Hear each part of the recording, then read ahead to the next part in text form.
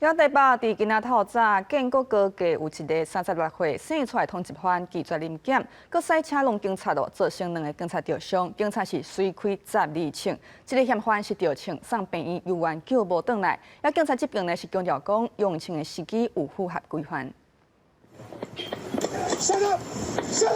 就算警方已经提枪协助，这台拒绝临检的白色轿车，依然伫建国高架桥顶悬高速等外冲浪分隔岛，是要害开顶半身，还佫挂伫车窗内底观察的警察。 在场有8警力拢提枪，命令嫌犯入车，按过嫌犯无要插，佫冲浪致使环境受伤。其中3环警赶紧开枪阻止，连开12枪了后，嫌犯中枪停止步枪。佫伊伫车内抄到一包安非他命0.97公克，加送是分弹1粒。基于正当性、合法性以及必要性的情况之下，避免造成相关执行的同仁更大的危害。 那2名同仁也分别受有这个6处的这个头部撕裂伤及手部擦受伤，送到这个仁爱医院去救治后，目前是意识是清楚的。那另外那个蔡显的是因为腋下跟腹部中弹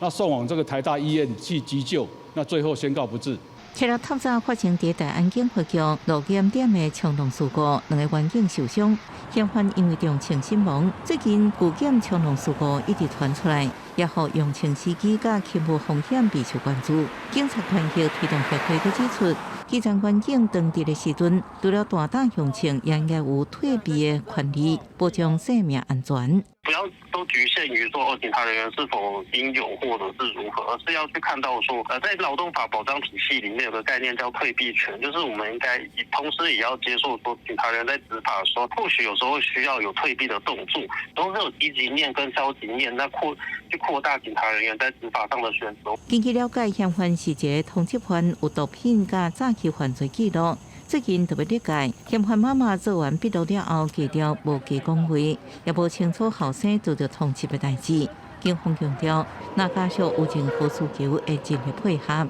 公司新闻采访报道。